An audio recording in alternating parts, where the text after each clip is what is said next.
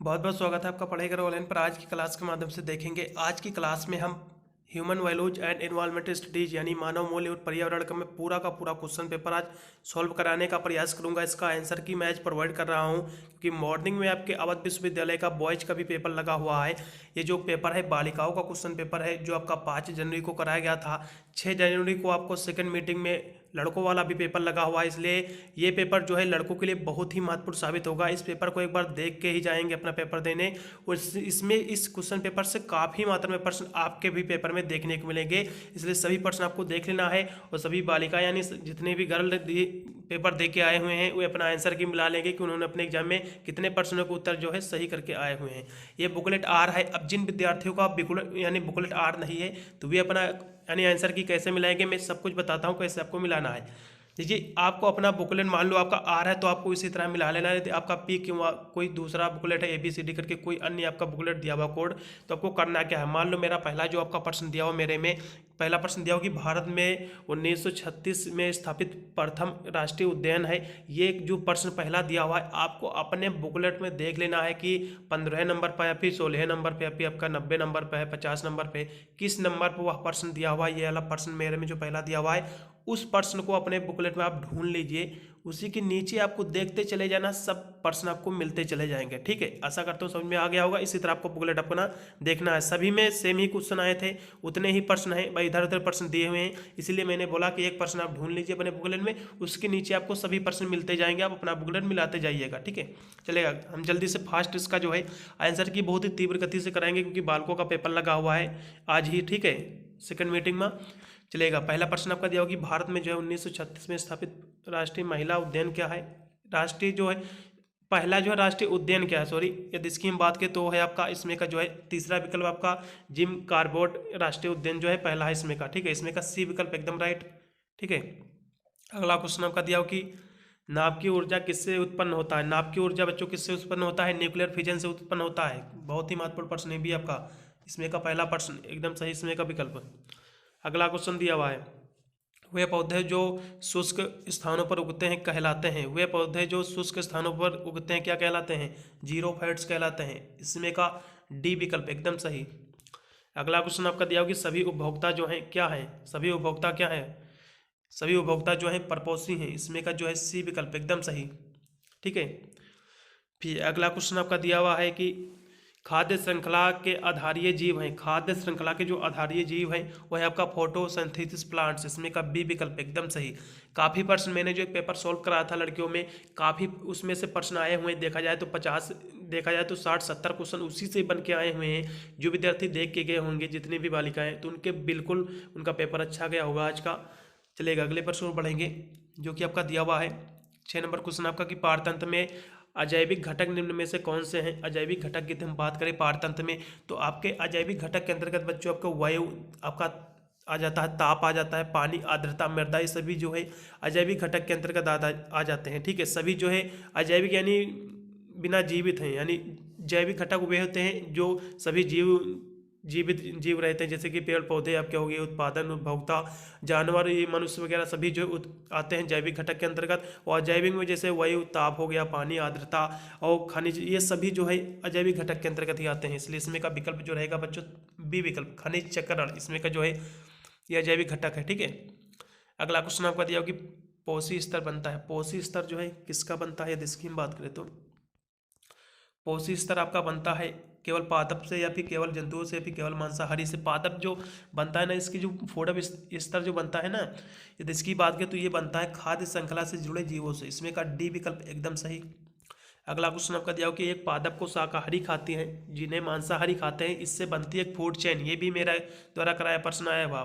जो प्रश्न सॉल्व कराया था क्वेश्चन पेपर, बहुत प्रश्न आए हुए, इस बात की मैं गारंटी देता हूँ। जो कुछ विद्यार्थी मेरा जो है सॉल्व कराया हुआ पेपर देख के गए होंगे प्रीवियस ईयर का, तो बहुत अच्छा उनका आज का पेपर गया होगा। फिर अगला क्वेश्चन आपका दिया हुआ है, इसको भी देखेंगे। पारतंत्र का महत्व क्या होता है, तो इसकी बात करें पारतंत्र को महत्व जो है ऊर्जा में भी होता है और खनिज चक्रण में भी होता है। इसलिए जो है इसमें का ए व बी दोनों सही है, इसलिए सी विकल्प एकदम राइट। इसमें का AQI का फुल फॉर्म क्या होता है, बहुत easy person, air quality index. ठीक है, सी विकल्प एकदम सही इसमें का। फिर 11 नंबर क्वेश्चन आपका दिया कि संयुक्त राष्ट्र पर्यावरण कार्यक्रम यानी UNEP की स्थापना कब हुई? उसकी स्थापना हुई थी 1972 में। इसमें का बी विकल्प एकदम सही। इसमें का बहुत सारे प्रश्न इसमें के जो है बालकों में आज देखने को मिलेंगे, इसलिए सभी विद्यार्थी जो है अपना वीडियो को दोस्तों पर भी शेयर कर देंगे।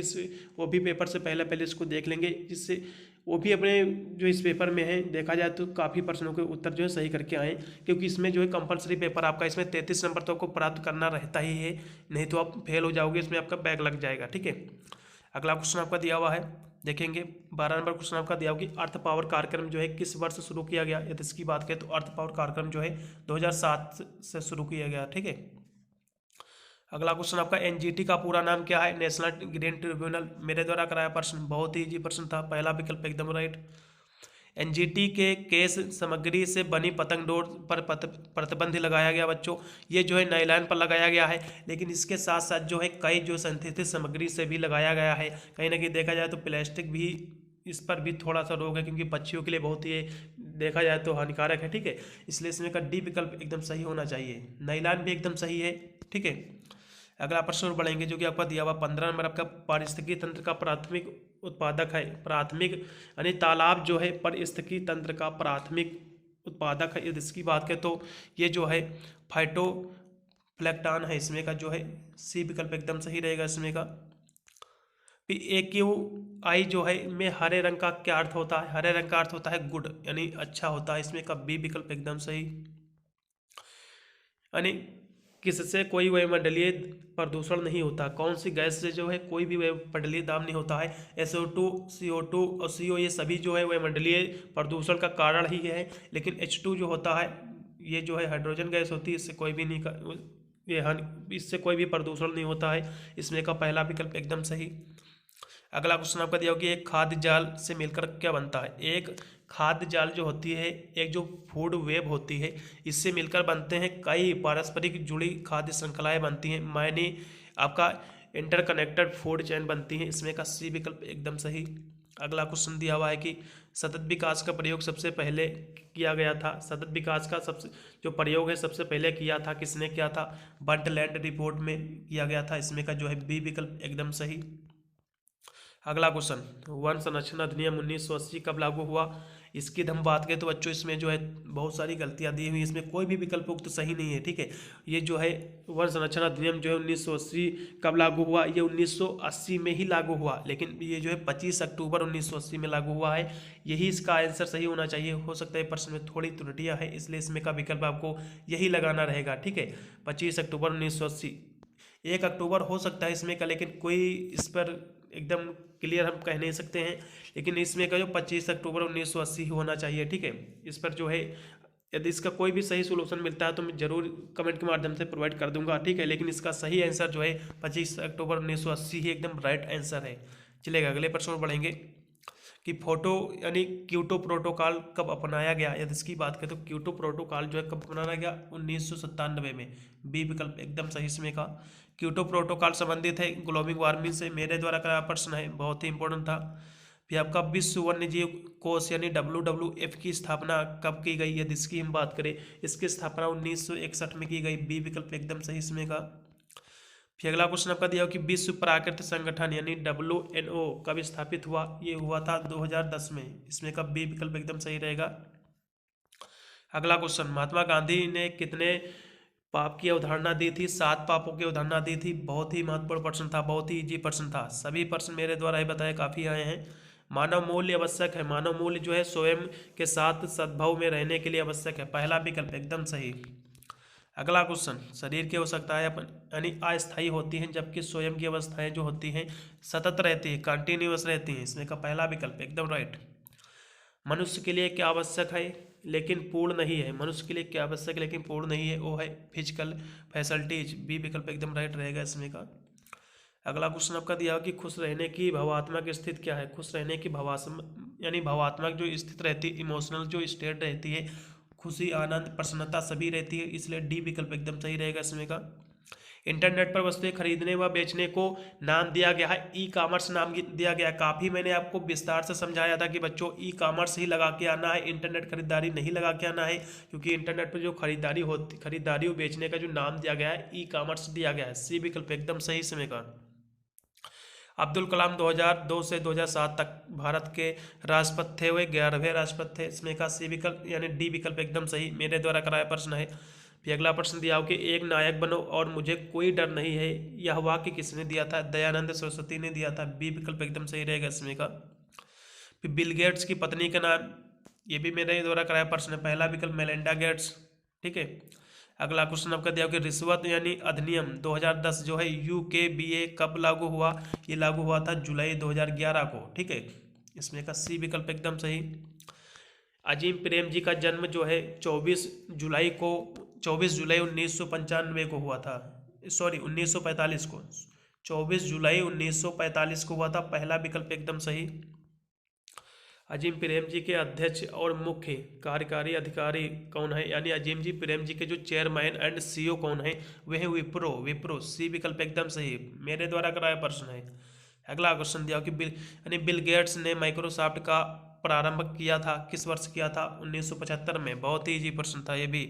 आचार नीति एक विज्ञान है, किसका है? मानक का, नॉर्मेटिव का। इसमें का सी विकल्प एकदम सही, मेरे द्वारा कराया प्रश्न भी है। स्थायी विकास में पिलर का नाम बताइए। स्थायी विकास में पिलर का जो नाम है वो है, देखा जाए तो अर्थशास्त्र या फिर आर्थिक या फिर सामाजिक पर्यावरण, फिर सामाजिक हितैषी या फिर ई खरीद। इसकी यदि हम बात करें तो ये है आर्थिक, ठीक है। सतत विकास का जो है ना, या सुटेबल यानी सस्टेनेबल जो डेवलपमेंट का जो पिलर का नाम है वो आर्थिक ही है, ठीक है। आर्थिक सामाजिक करके आता है, पहला आर्थिक ही रहेगा इसमें का, पहला इसमें का बी विकल्प एकदम राइट है। फिर अगला प्रश्न दिया हो कि पसंद करने की स्थिति और मन की एक समग्र और सभी को शामिल करने वाली स्थिति जो होती है, जो आंतरिक सद्भाव पैदा करती है, उसे क्या कहते हैं? हैप्पीनेस कहते हैं। इसमें का बी विकल्प एकदम सही, खुशी, ठीक है। अगला क्वेश्चन आपका 41 नंबर, समय दृष्टिकोण में से एक है। समय दृष्टिकोण में से क्या एक है? साइकोलॉजिकल, मनोविज्ञान। बी विकल्प एकदम सही, मनोविज्ञान, ठीक है। मनोवैज्ञानिक। भगवत गीता क्या है? भगवत गीता जो है बच्चों यह है राजकुमार अर्जुन और भगवान कृष्ण के बीच का जो संवाद का एक रूप है। इसमें का बी विकल्प एकदम सही रहेगा। पी अगला प्रश्न दिया हो कि सेल्फ क्या है? व्हाट इज सेल्फ, यानी स्वयं क्या है? इसकी हम बात करें तो स्वयं जो है यह बॉडी, ठीक है। स्वयं क्या है? एक बॉडी है। फिर स्वयं की यदि हम बात करें तो देखा जाए तो चेतना का, ये चेतना होना चाहिए, ठीक है। स्वयं क्या है? यदि इसकी बात करें तो स्वयं क्या है? चेतना है ये जो है, इसमें का बी विकल्प सही होना चाहिए बच्चों, ठीक है। चेतना लगा देना है। स्वयं क्या है? सेल्फ क्या है? इसमें का चेतना होनी चाहिए। फिर अगला क्वेश्चन नंबर 44 नंबर दिया हो कि धर्म क्या है? इसकी हम बात कर ले तो धर्म जो है पुरुषार्थ भी है, कहीं ना कहीं देखा जाए पुण्य तपस्या इसमें, लेकिन लास्ट का जो ऑप्शन दिया हुआ कि स्वीकृत के कार्य, यही ऑप्शन एकदम सही होना चाहिए। डी विकल्प एकदम सही रहेगा इसमें का। फिर अगला प्रश्न आपका दिया हुआ है, इसको भी हम देखेंगे। अगले प्रश्न को बढ़ेंगे। 45 नंबर दिया कि स्वामी विवेकानंद ने श्री रामकृष्ण से उनकी पहली मुलाकात में क्या पूछा था? उन्होंने पूछा था कि हैव यू सीन गॉड, यानी क्या आपने ईश्वर को देखा है? पहला विकल्प एकदम राइट इसमें का, मेरे द्वारा करा प्रश्न भी है। धन तथा धन सृजन से संबंधित गांधीवादी सिद्धांत पर आधारित था, क्या आधारित था? ट्रस्टीशिप। पहला विकल्प एकदम सही, ठीक है। अगला क्वेश्चन दिया कि गांधी जी के अनुसार अहिंसा के सार्वभौमिक मानव मूल्यों को स्तरों में विकसित किया जाना चाहिए कि कैसे स्तरों में विकसित किया जाना चाहिए? अंतर्राष्ट्रीय भी, व्यक्तिगत और राष्ट्रीय, तीनों में करना चाहिए। इसलिए डी विकल्प एकदम सही। निम्नलिखित में से किसका जो है वर्णन गांधी जी ने अपने दो फेफड़ों के रूप में किया था? अहिंसा और सत्य। बहुत ही इजी प्रश्न, मेरे द्वारा कराया ये भी प्रश्न है। अगला प्रश्न दिया हुआ कि मूल्य क्या है? What is value. वैल्यू की हम बात कर ले तो वैल्यू जो है एक ideal thought and action those are the importance to us, यानी विचार और विचारधारा तथा कार्य जो हमारे लिए महत्वपूर्ण है। पहला विकल्प एकदम राइट रहेगा इसमें का। ब्लॉग क्या है? What is the blog. Blog की हम बात करें, ब्लॉग जो है ज़्यादातर ऑनलाइन जो है जर्नल के रूप में जो है एक व्यक्तिगत या कॉर्पोरेट वेबसाइट के रूप में होता है। इसलिए डी विकल्प एकदम सही रहेगा इसमें का बच्चों। अगला क्वेश्चन दिया कि बाजार में जो है ज्वेलर्स के लिए कौन सा जो है प्रमाण पत्र आवश्यक है? ज्वेलर्स जो होते हैं ना बाजारों में, उसके लिए कौन सा जो है उनके लिए सर्टिफिकेट आवश्यक है? वो है आपका BIS हॉलमार्क, ठीक है, इसमें का जो है सी विकल्प एकदम सही रहेगा। अगला क्वेश्चन आपका दिया कि नैतिक सुविधा के खतरे कौन है, नैतिक सुविधा के खतरे कौन है, यदि इसकी हम बात करें तो व्यक्तिगत चरित्र एवं मूल्यों की विफलता, संगठन का जो है लक्ष्य सामाजिक मूल्यों से टकराना, और सहकर्मी दबाव जैसे कि तनाव, व्यक्तिगत मूल्यों के साथ विरोधाभासी, सभी इसके कहीं ना कहीं देखा जाए तो नैतिक दुविधा के खतरे ही हैं।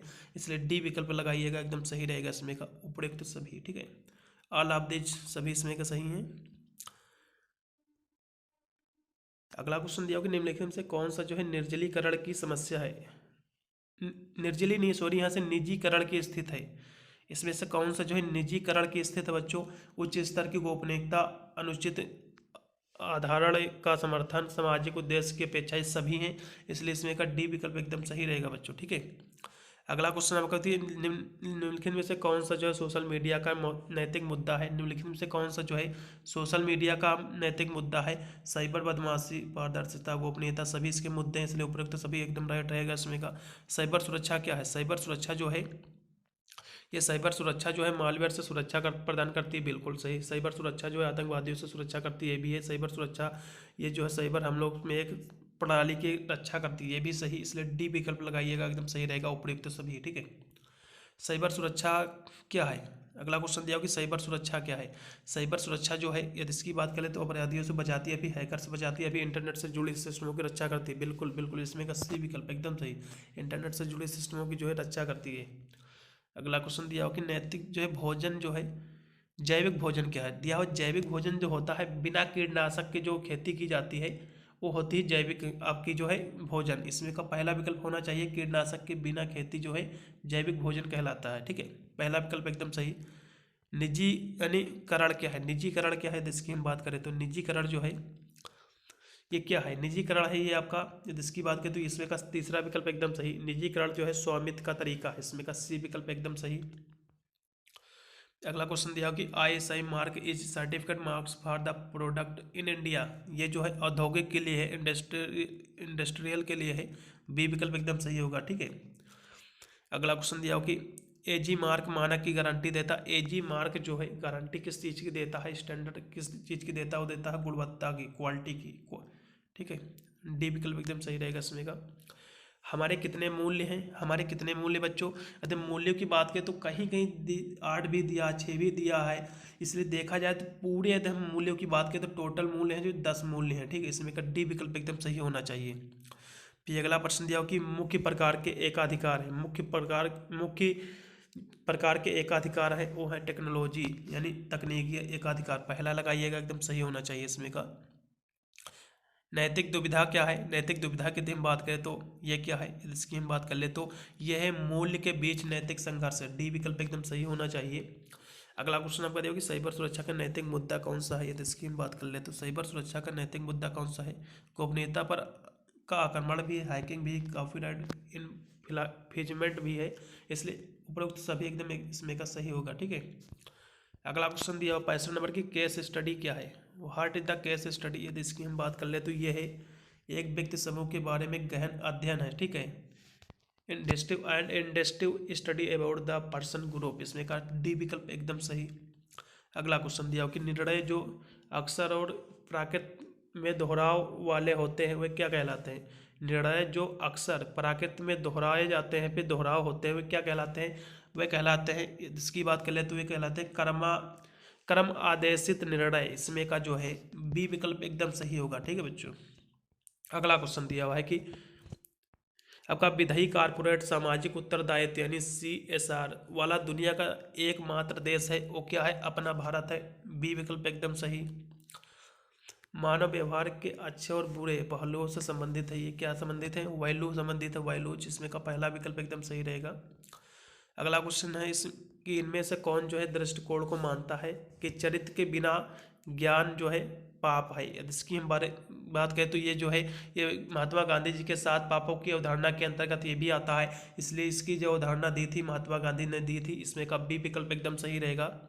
विपार तंत्रों के समुच्चय को क्या कहते हैं, पारतंत्र का जो समुच्चय रहता है इसका जो एक सेट होता है इकोसिस्टम का, ये क्या कहलाता है, कहलाता है बायोस्फीयर, मेरे द्वारा करा प्रश्न जीवमंडल कहलाता है।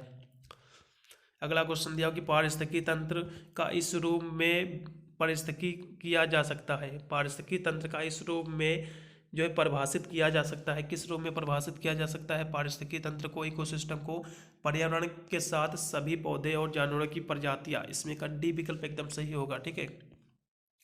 अजैविक को भी कहा जाता है, अजैविक को क्या कहा जाता है? फिजिकल एनवायरनमेंट कहा जाता है। बी विकल्प एकदम सही, भौतिक वातावरण भी, भौतिक पर्यावरण।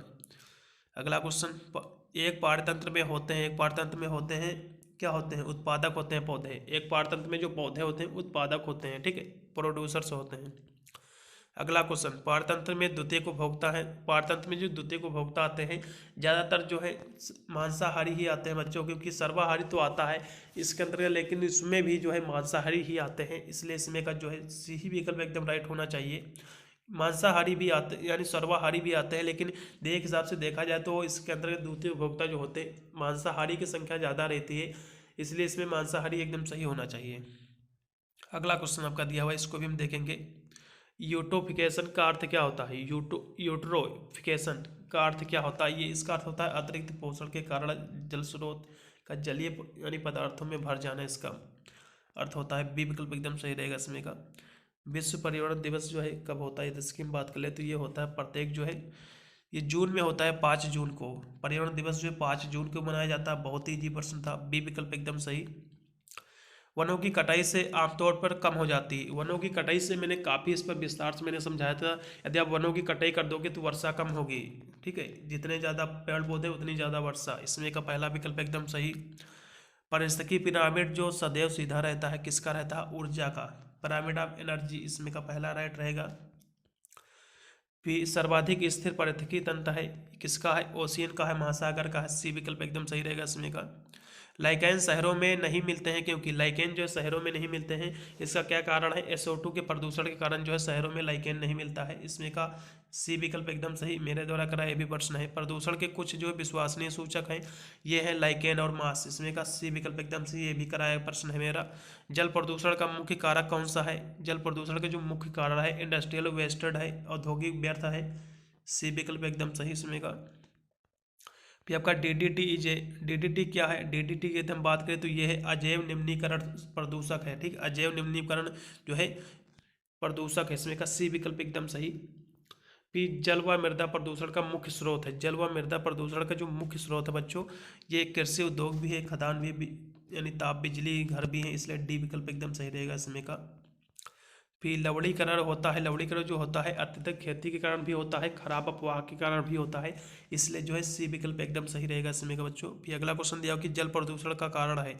जल प्रदूषण का जो कारण है इंडस्ट्रियल आपका इफ्लुएंट होता है, औद्योगिक बहिष्करण होता है, मैंने अभी बोला ये प्रश्न। अगला क्वेश्चन दिया हो कि धूल के मुख्य प्रभाव का एक कारण है। धूल के मुख्य प्रभाव का कारण है, धूल का जो प्रभाव मुख्य वो है रंध्र जो है बंद होने का खतरा रहता है, इसमें का बी विकल्प एकदम सही। ऊर्जा का नवीकरणीय संसाधन है वो है सोलर एनर्जी, पहला विकल्प एकदम सही।